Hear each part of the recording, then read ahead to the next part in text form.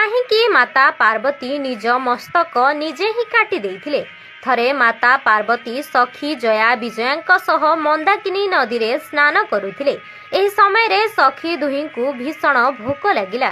तेणु सखी दुहे माता पार्वती को भोजन मागिले। माता पार्वती तांकू किछि क्षण अपेक्षा करबाकू कहिले, किंतु सखी दुहींक भोक बढ़ी चलीथिला एवं भीषण क्षुधा कारणरू दुहींक शरीर कला पड़िबाकू लागिला।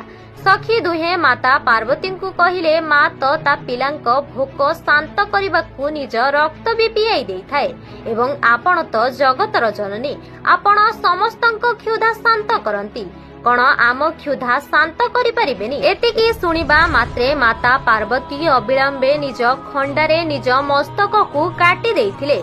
कटा मस्तक जाई माता पार्वती बाम हाथ रे पड़िला एवं तांको शरीररू 3टी रक्तर धारा बहिबा